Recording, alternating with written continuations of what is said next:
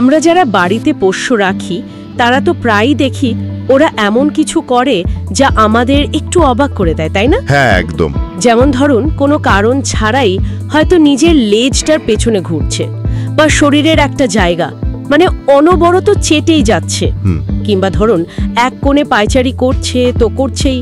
এগুলো দেখতে হয়তো সাধারণ লাগে, কিন্তু আসলে কি তাই, নাকি এর পেছনে অন্য কোনো কারণ আছে? ঠিক এই প্রশ্নগুলো নিয়েই কিন্তু পোষ্য মালিকরা প্রায়ই আমাদের কাছে আসেন, আর আজকের আলোচনাটা এই নিয়ে। আচ্ছা, এই যে আচরণগুলো যেগুলো বারবার হতে থাকে, এগুলো আসলে কি, কেন হয়, আর মানে কখন এগুলো নিয়ে আমাদের একটু ভাবা উচিত। হ্যাঁ, এটা জানাটা খুব দরকারি। আমরা বিভিন্ন ধরনের এই পুনরাবৃত্তিমূলক আচরণ নিয়ে কথা বলবো।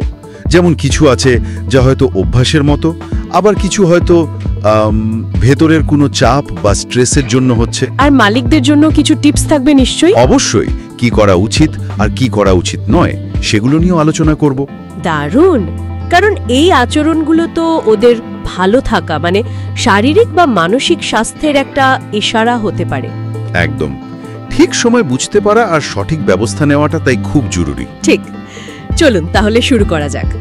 প্রথমেই একটু পরিষ্কার করে নেওয়া যাক, এই যে পুনরাবৃত্তিমূলক আচরণ বলছি আমরা, এটা আসলে কি? সহজ করে বললে পুনরাবৃত্তিমূলক আচরণ মানে হলো এমন কিছু কাজ যা পোষ্যরা বারবার করে, কিন্তু যেটার কোনো মানে আপাত দৃষ্টিতে কোনো লাভ বা উদ্দেশ্য খুঁজে পাওয়া যায় না। আচ্ছা, এগুলো নানা রকমের হতে পারে। যেমন একটা হলো স্টিরিওটাইপি। স্টিরিওটাইপি? হ্যাঁ, স্টিরিওটাইপি এটা হলো একটা কাজ যেটা প্রায় একইভাবে মানে কোনো পরিবর্তন ছাড়াই বারবার হতে থাকে, দেখে মনে হয় যেন কোনো লক্ষ্য নেই। ও, যেমন ধরুন চিড়িয়াখানায় বা খুব ছোট জায়গায় বন্দি প্রাণীরা খাঁচার এদিক থেকে ওদিক একটানা হেঁটে যায়। হ্যাঁ হ্যাঁ, দেখেছি। ওটা একটা স্টিরিওটাইপি। মানে পরিবেশটা হয়তো যথেষ্ট উদ্দীপক নয়, তাই এরকম করছে। আমাদের পোষ্যদের মধ্যে এটা হতে পারে, তবে হয়তো অন্য রূপে। বুঝলাম। আচ্ছা, আরেকটা কথা খুব শোনা যায়, কম্পালসিভ ডিসঅর্ডার। মানুষের ওসিডির মতো পোষ্যদেরও হয়। হ্যাঁ, কনসেপ্টটা অনেকটা একই রকম। পোষ্যদের ক্ষেত্রে কম্পালসিভ ডিসঅর্ডার হলো কিছু অস্বাভাবিক বারবার করা আচরণ, যেগুলো আসলে ওদের স্বাভাবিক কিছু কাজ, যেমন ধরুন গা পরিষ্কার রাখা বা শিকারের মতো খেলা, খাওয়া, হাঁটা চলার একটা পরিবর্তিত বা অতিরঞ্জিত রূপ। অতিরঞ্জিত মানে? মানে ধরুন একটা স্বাভাবিক কাজ অতিরিক্ত মাত্রায় করা। আর ব্যাপারটা হলো এই আচরণগুলো হয়তো কোনো একটা মানসিক চাপ বা উদ্বেগের সময় শুরু হয়েছিল, কিন্তু পরে দেখা যায় সেই কারণটা আর নেই, কিন্তু আচরণটা রয়ে গেছে। পোষ্যটা যেন ওটা করা থেকে নিজেকে আটকাতে পারছে না। ও, আর এটাও রোজকার জীবন, যেমন খাওয়া, ঘুম, খেলাধুলা, এগুলোতেও বাধা দেয়। তাহলে এই স্টিরিওটাইপি আর কম্পালসিভ ডিসঅর্ডার এ দুটোর মধ্যে মূল ফারাকটা কোথায়, একটা উদাহরণ দিলে ভালো হয়। খুব ভালো প্রশ্ন। দেখুন, পার্থক্যটা বেশ সূক্ষ্ম। স্টিরিওটাইপ সাধারণত খুব একটা বদলায় না, একই রকমভাবে চলে, আর এটা পরিবেশের সীমাবদ্ধতার সাথে বেশি যুক্ত থাকে, যেমনটা বললাম খাঁচার উদাহরণে। আচ্ছা। অন্যদিকে কম্পালসিভ ডিসঅর্ডার হলো স্বাভাবিক আচরণের একটা মানে বিকৃত রূপ, যেটা নিয়ন্ত্রণের বাইরে চলে যায়। ধরুন একটা কুকুর হয়তো পায়ে একটু চুলকানি হয়েছিল বলে চাটছিল, চুলকানি সেরে গেল, কিন্তু সে চাটতেই থাকলো, চেটে চেটে ঘা করে ফেললো, তাও থামছে না। এটা হলো কম্পালসিভ ডিসঅর্ডার। আমরা এটাকে বলি অ্যাক্রোলিক ডার্মাটাইটিস বা ALD। ও, এটা তো বেশ গুরুত্বপূর্ণ তাহলে। হ্যাঁ, আবার ধরুন নিজের লেজ ধাওয়া করা অল্প স্বল্প খেলা হিসেবে ঠিক আছে, কিন্তু যদি এটা এমন পর্যায়ে যায় যে সে আর কিছুই করছে না, শুধু লেজই ধাওয়া করছে, থামানো যাচ্ছে না, তখন সেটাও কম্পালসিভ ডিসঅর্ডার হতে পারে। তার মানে সাধারণ দেখতে একটা আচরণও বেশ জটিল দিকে মোড় নিতে পারে। আচ্ছা, আপনি আরেকটা ধরনের কথা বলছিলেন, ডিসপ্লেসমেন্ট বিহেভিয়ার। হ্যাঁ, ডিসপ্লেসমেন্ট বা স্থানচ্যুতি আচরণ, এটা বেশ ইন্টারেস্টিং। এটা ঘটে যখন পোষ্য কোনো একটা মানে মানসিক দ্বন্দ্ব বা কনফিউশনের মধ্যে থাকে। কনফিউশন কিরকম? ধরুন সে দুটো বিপরীত জিনিস চাইছে, যেমন বাড়িতে নতুন লোক এসেছে, তার কাছে যেতেও ইচ্ছে করছে, আবার একটু ভয়ও লাগছে। হ্যাঁ, এরকম তো হয়। এই দোটানায় পড়ে সে হয়তো হঠাৎ করে নিজের গা চুলকাতে শুরু করলো বা হাই তুলল, যদিও তার ঘুম পায়নি বা চুলকানি নেই। ওহ। অথবা ধরুন খুব খেলতে চাইছে কিন্তু সুযোগ পাচ্ছে না, তখন হয়তো সে মাটি শুকতে লাগলো বা নিজের পা চাটতে শুরু করলো। মানে পরিস্থিতি অনুযায়ী যেটা করা উচিত সেটা করতে না পেরে সে অন্য একটা অপ্রাসঙ্গিক কাজ করে ভেতরের চাপটা সামলায়। বাহ, ওদেরও নিজস্ব স্ট্রেস কমানোর উপায় আছে তাহলে। আচ্ছা, আরেকটা জিনিস ভাবছিলাম, পোষ্যরা কি অনেক সময় শুধু আমাদের অ্যাটেনশন পাওয়ার জন্যও কিছু কাজ বারবার করে? হ্যাঁ হ্যাঁ, অবশ্যই। এটা খুব কমন।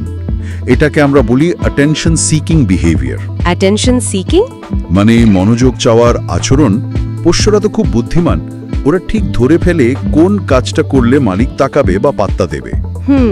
সেটা হতে পারে চুপচাপ বসে না থেকে হঠাৎ ডেকে ওঠা বা হাতে একটু আছড় দেওয়া। আর মজার ব্যাপার হলো, আমরা যদি বিরক্ত হয়ে বকা দিই, সেটাও অ্যাটেনশন। হ্যাঁ, সেটাও ওদের কাছে একরকম মনোযোগ। ফলে বকা দিলে আচরণটা কমার বদলে আরো বেড়ে যেতে পারে। ওরা শেখে এটা করলেই মালিক অন্তত কিছু একটা করবে। তার মানে আমাদের রিয়াকশনটাও খুব গুরুত্বপূর্ণ। আচ্ছা, মালিকরা সাধারণত কোন ধরনের পুনরাবৃত্তিমূলক আচরণ বেশি দেখেন? একটু উদাহরণ দেবেন? অনেক কিছুই দেখা যায়। লেজ ধাওয়া করা, বা ওই যে বললাম অ্যাক্রালিক ডার্মাটাইটিস, মানে এক জায়গায় চেটে ঘা করে ফেলা। হ্যাঁ। এছাড়া অতিরিক্ত গা চাটা, মানে গ্রুমিং, বিশেষ করে পেটের বা পায়ের লোম তুলে ফেলা। কিছু কুকুর আছে যারা ছায়া বা আলোর বিন্দুর পেছনে ছোটে। ও তাই? হ্যাঁ। বিড়ালদের মধ্যে আবার দেখা যায় কাপড় বা উলের জিনিস, এমনকি প্লাস্টিক চোষার অভ্যাস। বিশেষ করে সিয়ামিজ বা বার্মিজ ব্রিডের মধ্যে এটা বেশি দেখা যায়, বেশ দেখা যায়। বাপরে, কত রকমের আচরণ! এগুলোর পেছনে কারণটা কি? কেন করে ওরা এমন? কারণগুলো বেশ অনেক রকমের হতে পারে, আর প্রায়শই একটা মাত্র কারণ থাকে না, কয়েকটা কারণ একসাথে কাজ করে। আমরা কয়েকটা ভাগে ভাগ করতে পারি। যেমন মানসিক দ্বন্দ্ব বা কনফ্লিক্ট, যখন সে দুটো বিপরীত জিনিস চায় বা ভয় পায়। যেমন বললাম, নতুন লোকের কাছে যাওয়া, সেই দুটানা থেকে হতে পারে। আর যদি যা চায় তা না পায়, সেটাও একটা বড় কারণ, হতাশা বা ফ্রাস্ট্রেশন। ধরুন, জানালার বাইরে একটা পাখি দেখে খুব উত্তেজিত, কিন্তু যেতে পারছে না। হ্যাঁ, তখন হয়তো সে জানালায় আঁচড়ালো বা ঘেউ ঘেউ করলো, বা হয়তো নিজের লেজ কামড়ানো শুরু করলো। মানে ইচ্ছেটা পূরণ না হওয়ার ফ্রাস্ট্রেশন থেকে অন্য আচরণ করছে। পরিবেশের চাপ, মানে স্ট্রেস বা অ্যাংজাইটি, সেটার ভূমিকা কেমন? স্ট্রেস উদ্বেগ তো একটা বিশাল কারণ। পরিবেশের পরিবর্তন, যেমন নতুন বাড়ি, নতুন পোষ্য আসা, বা কেউ চলে যাওয়া, বা বাড়ির রুটিন বদলে যাওয়া। একদম, রুটিন বদলালেও হয়। এছাড়া বাজির শব্দ, ঝড়, এসবের ভয়, বা ছোটবেলায় ঠিকমতো সবার সাথে না মিশতে পারা, মানে সোশ্যালাইজেশন কম হওয়া, কিংবা মালিক বাইরে গেলে যে উদ্বেগ বা সেপারেশন অ্যাংজাইটি হয়, এগুলো সবই কারণ হতে পারে। আচ্ছা, আর যদি পরিবেশটা খুব বোরিং হয়, মানে কিছুই করার নেই, ব্যায়ামও হচ্ছে না? ঠিক ধরেছেন, অপর্যাপ্ত উদ্দীপনা বা ল্যাক অফ এনরিচমেন্ট, সোজা কথায় বললে বোরডম, এটা কিন্তু একটা বিরাট কারণ।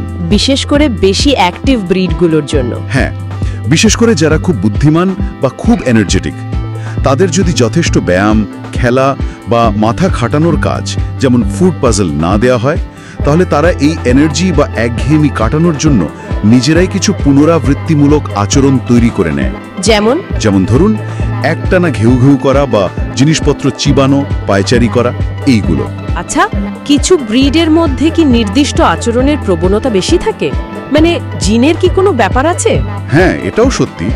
জেনেটিক প্রবণতা বা জেনেটিক প্রিডিসপোজিশন কিছু ক্ষেত্রে বেশ গুরুত্বপূর্ণ। তাই নাকি? হ্যাঁ, গবেষণায় দেখা গেছে কিছু ব্রিডের মধ্যে কিছু আচরণ বেশি দেখা যায়। যেমন ডোবারম্যানদের মধ্যে শরীরের পাশে চামড়া চোষা, বা বুল টেরিয়ারদের মধ্যে নিজের চারপাশে ঘোরা বা লেজ ধাওয়া করা। অথবা সিয়ামিজ, বার্মিজ বিড়ালদের মধ্যে ওই যে উল চোষার প্রবণতা, এগুলো অন্যদের চেয়ে ওই ব্রিডগুলোতে বেশি দেখা যায়। তার মানে এই নয় যে ওই ব্রিডের হলেই করবে, কিন্তু সম্ভাবনাটা বেশি। জিনের সাথে কি ব্রেনের কেমিস্ট্রিরও কোনো যোগ আছে? মানে নিউরোলজিক্যাল কিছু? অবশ্যই আছে। বিজ্ঞানীরা মনে করেন মস্তিষ্কের রসায়ন বা ব্রেন কেমিস্ট্রিও একটা বড় ভূমিকা রাখে। আমাদের মতোই ওদের মস্তিষ্কেও নিউরোট্রান্সমিটার থাকে, যেমন সেরোটোনিন, ডোপামিন। এগুলোর মাত্রা বা ভারসাম্যে গন্ডগোল হলে, বিশেষ করে কম্পালসিভ আচরণের ক্ষেত্রে সমস্যা হতে পারে। এই কারণেই তো কিছু ওষুধ ব্যবহার করা হয় যা এই সেরোটোনিন লেভেল ঠিক করতে সাহায্য করে। তার মানে কারণগুলো মানসিক, পরিবেশগত, জেনেটিক, আবার নিউরোলজিক্যালও হতে পারে। আপনি শারীরিক কারণের কথাও বলছিলেন, অনেক সময় তো আমরা ধরেই নিই এটা শুধু অভ্যাস বা মনের সমস্যা। ঠিক এখানেই কিন্তু ভেটেরিনেরিয়ান হিসেবে আমাদের প্রথম কাজটা শুরু হয়। যে কোনো আচরণগত সমস্যা নিয়ে এলে আমরা আগে দেখি কোনো শারীরিক কারণ আছে কিনা। ও, এটা খুব জরুরি তাহলে। অত্যন্ত জরুরি, কারণ অনেক সময় দেখা যায় যেটাকে আচরণগত সমস্যা মনে হচ্ছে তার মূলে আছে কোনো ব্যথা বা অসুস্থতা। যেমন ধরুন, একটা পোষ্য হঠাৎ করে পেটের বা কোমরের কাছে খুব চাটছে। হ্যাঁ, হতে পারে ওর পেটে ব্যথা বা গ্যাস্ট্রিকের সমস্যা হচ্ছে। বা ধরুন ত্বকের কোনো সমস্যা, অ্যালার্জি, চুলকানি থেকেও অতিরিক্ত চাটা বা চুলকানো শুরু হতে পারে। অন্য কিছুও হতে পারে। হ্যাঁ, দাঁতের ব্যথা বা আর্থ্রাইটিসের ব্যথা, এমনকি কিছু স্নায়বিক সমস্যা যেমন সিজার বা খিঁচুনির আগেও কিন্তু কিছু পুনরাবৃত্তিমূলক আচরণ দেখা দিতে পারে। তাই অন্য কিছু ভাবার আগে শারীরিক পরীক্ষাটা মাস্ট। বুঝলাম। তাহলে এই আচরণগুলো কখন চিন্তার কারণ হয়ে দাঁড়ায়, মানে কখন মালিকদের বুঝতে হবে যে এটা আর স্বাভাবিক নেই, এবার ডাক্তারের কাছে যাওয়া দরকার? কয়েকটা রেড ফ্ল্যাগ বা বিপদ সংকেত আছে। প্রথমত, যদি আচরণটা পোষ্যের স্বাভাবিক জীবনে বাধা দেয়, মানে সে ঠিকমতো খাচ্ছে না, ঘুমোচ্ছে না, খেলছে না, কারণ সে ওই কাজটা করতেই ব্যস্ত। আচ্ছা। দ্বিতীয়ত, যদি আচরণের ফলে ওর নিজের ক্ষতি হয়, যেমন চেটে ঘা করে ফেলা, লোম তুলে ফেলা বা বাড়ির অন্য কিছুর ক্ষতি হয়। তৃতীয়ত, যদি আচরণটা থামানো খুব মুশকিল হয়, আপনি অন্য কিছুতে ব্যস্ত করতে চাইলেও সে আবার ওতেই ফিরে যায়, যেন নিজেকে কন্ট্রোল করতে পারছে না। আচ্ছা। চতুর্থত, যদি আচরণটা সময়ের সাথে সাথে বাড়তে থাকে, মানে আরও ঘন ঘন হচ্ছে বা আরও তীব্র হচ্ছে। আর পঞ্চমত, যদি কোনো কারণ ছাড়াই, মানে কোনো নির্দিষ্ট ট্রিগার ছাড়াই আচরণটা হতে থাকে। এই লক্ষণগুলো দেখলে সতর্ক হতে হবে। হ্যাঁ, এগুলো দেখলে বুঝতে হবে এটা সাধারণ কিছু নয় এবং পেশাদার সাহায্য দরকার। একটা কেস স্টাডির কথা মনে পড়ছে। রকি নামের একটা লাসাপসো। মালিক বলেছিলেন ছোটবেলায় ঘরে নোংরা করায় খুব বকা খেয়েছিল। তারপর থেকে মালিক বাড়ি ফিরলেই খুব ভয় পেয়ে ঘেউ ঘেউ করত আর বনবন করে লেজ ধাওয়া করত। মালিক প্রথমে ভাবতেন মজা করছে, কিন্তু পরে দেখা গেল এটা এমন অভ্যেস হয়ে গেছে যে অন্য সময়ও করছে, থামানোই যাচ্ছে না। এটা একটা খুব ভালো উদাহরণ। দেখুন, শুরু হয়েছিল ভয় আর উদ্বেগ থেকে। হ্যাঁ, কিন্তু বারবার করতে করতে আর হয়তো মালিকের অজান্তেই মনোযোগ পেয়ে, কারণ মালিক তো ওকে থামাতে চাইতেন, বা হয়তো দেখে হাসতেন, এটা একটা বাঁধা অভ্যাসে বা কম্পালসিভ ডিসঅর্ডারে পরিণত হয়েছিল। তার মানে কারণ চলে গেলেও আচরণটা থেকে যেতে পারে। একদম। এই রকম পরিস্থিতিতে মালিকদের কি করা একদম উচিত নয়? কোন কাজগুলো করলে হিতে বিপরীত হতে পারে? কয়েকটা জিনিস একেবারেই করা উচিত। সবচেয়ে বড় ভুল হলো শাস্তি দেওয়া। বকাঝকা বা মারা? হ্যাঁ, বকা, মারা, ভয় দেখানো, এগুলো শুধু ওর উদ্বেগ আর ভয় বাড়াবে। সমস্যার সমাধান তো হবেই না, উল্টে আচরণটা আরো বেড়ে যেতে পারে আর মালিকের সাথে সম্পর্কটাও নষ্ট হয়। ঠিক। দ্বিতীয় ভুল হলো অজান্তে উৎসাহিত করা, যেমন রকির ক্ষেত্রে হতে পারত।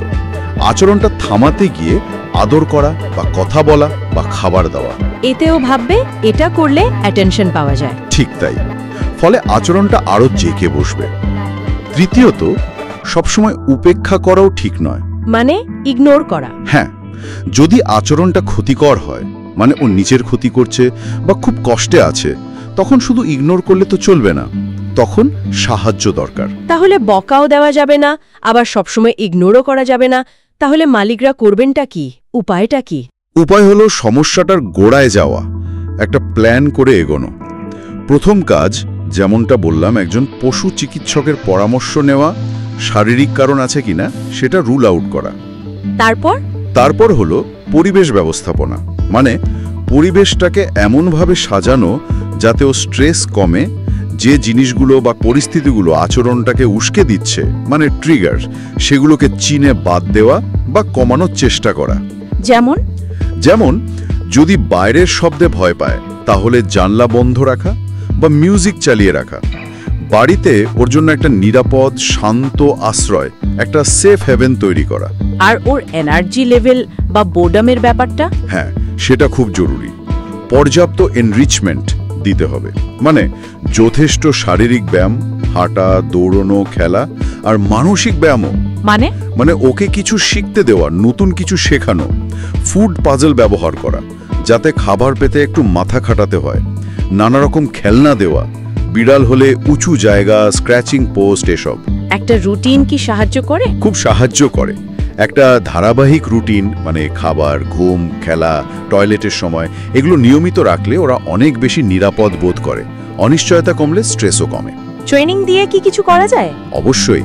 ইতিবাচক প্রশিক্ষণ বা পজিটিভ রেনফোর্সমেন্ট খুব কাজের। যখন ও শান্ত আছে বা ভালো আচরণ করছে, তখন ওকে প্রশংসা করা, আদর করা বা ট্রিট দেওয়া। আচ্ছা। কিছু বেসিক কমান্ড যেমন বসো, থাকো, তোমার জায়গায় যাও, এগুলো শিখিয়ে রাখলে ওকে নিয়ন্ত্রণ করা সহজ হয়। আর একটা ভালো টেকনিক হলো রেসপন্স সাবস্টিটিউশন। রেসপন্স সাবস্টিটিউশন সেটা কি? মানে যখনই বুঝবেন যে ওই খারাপ আচরণটা শুরু করতে যাচ্ছে, ওকে শান্তভাবে ডেকে বা মনোযোগ ঘুরিয়ে অন্য একটা ভালো কাজ করতে বলুন। যেমন বসো বা খেলনাটা আনো। যদি করে তাহলে খুব প্রশংসা করুন, পুরস্কার দিন। ও, মানে খারাপটার বদলে ভালো একটা কাজ শিখিয়ে দেওয়া। একদম। সে শেখে যে ওই সময়টায় ওটা না করে এটা করা যায়। আপনি আগে বলছিলেন একটা ডায়েরি রাখতে, সেটা কতটা দরকারি? খুব দরকারি। একটা লগবুক বা ডায়েরি রাখলে খুব সুবিধা হয়। কখন আচরণটা হচ্ছে, কতক্ষণ থাকছে, কোথায় হচ্ছে, তার আগে বা পরে কি হলো, এই ডিটেলসগুলো লিখে রাখলে পশু চিকিৎসক বা বিহেভিয়ারিস্টের পক্ষে প্যাটার্নটা বোঝা, কারণ খোঁজা এবং চিকিৎসার উন্নতি হচ্ছে কিনা সেটা ট্র্যাক করা অনেক সহজ হয়ে যায়। আচ্ছা, এবার একটা জরুরি প্রশ্ন করি। কখন মালিক বুঝবেন যে আর নিজে চেষ্টা করে লাভ নেই, এবার একজন প্রফেশনালের কাছে যেতেই হবে, সেটা ভেট বা কোনো আচরণ বিশেষজ্ঞ? কয়েকটা সিচুয়েশন আছে যখন দেরি করা উচিত নয়। প্রথমত, যদি কোনো শারীরিক কারণ সন্দেহ করেন বা পরীক্ষা দরকার হয়। দ্বিতীয়ত, যদি আচরণটা খুব মারাত্মক হয়, মানে খুব ঘন ঘন বা তীব্রভাবে হচ্ছে বা পোষ্যের নিজের বা অন্যের ক্ষতি হচ্ছে। আচ্ছা। তৃতীয়ত, যদি মালিক নিজে অনেক চেষ্টা করেও, পরিবেশ বদলে, খেলনা দিয়ে, ট্রেনিং করিও কোনো উন্নতি দেখছেন না বা উল্টে খারাপ হচ্ছে। চতুর্থত, যদি মনে হয় আচরণটার জন্য পোষ্যটার জীবনযাত্রা খুব খারাপ হয়ে গেছে, সে সারাক্ষণ ভয়ে ভয়ে বা কষ্টে আছে। আর পঞ্চমত, যদি এই আচরণের সাথে অন্য সমস্যা, যেমন খুব বেশি অ্যাংজাইটি বা অ্যাগ্রেশনও দেখা যায়। এই অবস্থায় তাহলে বিশেষজ্ঞের কাছে যাওয়াই ভালো? হ্যাঁ, তখন একজন সাধারণ পশু চিকিৎসক বা আরও ভালো হয় যদি একজন সার্টিফাইড ভেটেরিনারি বিহেভিয়ারিস্টের পরামর্শ নেওয়া যায়। ওনারা তাহলে কিভাবে চিকিৎসা করেন? চিকিৎসার প্রধান দুটো দিক। এক হলো আচরণ পরিবর্তন কৌশল, মানে বিহেভিয়ার মডিফিকেশন টেকনিক্স। যেমন ওই রেসপন্স সাবস্টিটিউশন। হ্যাঁ, ওই রকম আরও অনেক কৌশল আছে। আর দ্বিতীয় দিকটা হলো পরিবেশগত ব্যবস্থাপনা, মানে এনভায়রনমেন্টাল ম্যানেজমেন্ট। এই দুটো মিলেই কাজটা করা হয়। মানে ট্রেনিং দিয়ে ভালো আচরণ শেখানো, ট্রিগার কমানো, পরিবেশটাকে ভালো করা ও প্রয়োজনগুলো পূরণ করা। ওষুধের কি কোনো ভূমিকা থাকে? হ্যাঁ, কিছু ক্ষেত্রে থাকে, বিশেষ করে যদি সমস্যাটা খুব গুরুতর, কম্পালসিভ ডিসঅর্ডারের মতো হয়, আর যদি মনে হয় এর পেছনে ব্রেন কেমিস্ট্রি বা জিনের ভূমিকা আছে। কি ধরনের ওষুধ? সাধারণত মানুষের ডিপ্রেশন বা অ্যাংজাইটির জন্য যে ওষুধ ব্যবহার হয়, যেমন এসএসআরআই গ্রুপের ফ্লুক্সেটিন বা টিসিএ গ্রুপের ক্লোমিপ্রামিন, এগুলো পশু চিকিৎসকরা ব্যবহার করেন। এগুলো ব্রেনের সেরোটোনিনের মতো নিউরোট্রান্সমিটারের লেভেল ঠিক করতে সাহায্য করে। ও আচ্ছা। তবে একটা কথা মনে রাখতে হবে, ওষুধ কিন্তু একা ম্যাজিকের মতো কাজ করে না। এটা সবসময় বিহেভিয়ার থেরাপি আর পরিবেশ বদলের সাথেই চলে। আর অবশ্যই ডাক্তারের পরামর্শে, নির্দিষ্ট ডোজে, ওনার তত্ত্বাবধানে দিতে হবে। এটা অনেক সময় লম্বা সময় ধরে চিকিৎসার একটা অংশ থাকে। এই আলোচনা থেকে একটা প্রশ্ন আসছে মনে, এই সমস্যাগুলো কি পুরোপুরি সেরে যায় নাকি থেকেই যায়? এটা অনেক কিছুর উপর নির্ভর করে। মানে কারণটা কি, কতটা মারাত্মক, কত দিন ধরে চলছে, আর ঠিক মতো চিকিৎসা হচ্ছে কিনা। অনেক ক্ষেত্রে, বিশেষ করে যদি তাড়াতাড়ি ধরা পড়ে আর ঠিকভাবে ম্যানেজ করা যায়, তাহলে আচরণগুলো একদম নিয়ন্ত্রণে আনা যায়। পোষ্যটা স্বাভাবিক, ভালো জীবন কাটাতে পারে। আর যদি না সারে? কিছু ক্ষেত্রে, বিশেষ করে যদি জেনেটিক কারণ খুব স্ট্রং হয় বা আচরণটা খুব পুরনো আর গভীর হয়ে যায়, তাহলে হয়তো পুরোপুরি নির্মূল হয় না। কিন্তু তাও তা সঠিক ম্যানেজমেন্ট আর চিকিৎসার মাধ্যমে আচরণটাকে এমন জায়গায় আনা যায় যাতে পোষ্যের বা মালিকের জীবনে আর সমস্যা হয় না। কোয়ালিটি অফ লাইফ অনেক ভালো করা যায়। আসল লক্ষ্য সেটাই। তাই ঠিক ডায়াগনোসিস আর ধৈর্য ধরে চিকিৎসা চালিয়ে যাওয়াটা খুব জরুরি। খুব সুন্দর করে গুছিয়ে বললেন। তাহলে আজকের আলোচনা থেকে আমরা বুঝলাম যে পোষ্যদের এই বারবার করা আচরণগুলো আসলে ওদের মনের বা শরীরের কোনো না কোনো সমস্যার কথা বলে। একদম। সেটা হতে পারে স্ট্রেস, ভয়, বোরডম বা কোনো শারীরিক কষ্ট। তাই এগুলোকে শুধু বদভ্যাস ভেবে বকাঝকা না করে কারণটা খোঁজা দরকার। ঠিক। আর তার জন্য দরকার ধৈর্য, খেয়াল রাখা, ওর পরিবেশটাকে ভালো করা, ওকে যথেষ্ট কাজ দেওয়া, পজিটিভ ট্রেনিং, আর দরকার হলে অবশ্যই ডাক্তারের সাহায্য নেওয়া। ঠিক বলেছেন। পোষ্যদের আচরণ তো ওদের ভাষা, তাই না? হ্যাঁ। ওরা তো আর মুখে বলতে পারে না। ওদের আচরণ দেখে আমাদের বুঝতে হয় ওদের মনের কথা, ওদের ভালো লাগা, খারাপ লাগা। এই পুনরাবৃত্তিমূলক আচরণগুলোকে শুধু সমস্যা না ভেবে ওদের আরও ভালোভাবে চেনার একটা সুযোগ হিসেবেও দেখা উচিত। আর মনে রাখতে হবে আমরা ওদের সাথে কেমন ব্যবহার করছি, আমাদের পরিবেশ কেমন, এই সব কিছুই ওদের আচরণকে প্রভাবিত করে। সহানুভূতির সাথে ওদের দিকটা বোঝা খুব জরুরি। একদম। ধৈর্য, সহানুভূতি আর ওদের চোখ দিয়ে দেখার চেষ্টা, এটাই হয়তো ওদের সাহায্য করার সেরা উপায়। খুব সুন্দর কথা। আর এখানেই আজকের আলোচনা শেষ করব। তবে যাওয়ার আগে একটা প্রশ্ন সবার জন্য রেখে যাই। আমরা আমাদের পোষ্যদের টিকা, খাবার বা অন্য শারীরিক অসুস্থতা নিয়ে যতটা ভাবি, তাদের মনের স্বাস্থ্য নিয়ে কি ততটা ভাবি? ওদের এই আপাতদৃষ্টিতে অদ্ভুত আচরণগুলো, এই নীরব সংকেতগুলো, এগুলো কি আসলে ওদের ভেতরের জগৎটাকে, ওদের না বলা কথাগুলোকে শোনার জন্য আমাদের একটা আমন্ত্রণ নয়? একটু ভাববেন।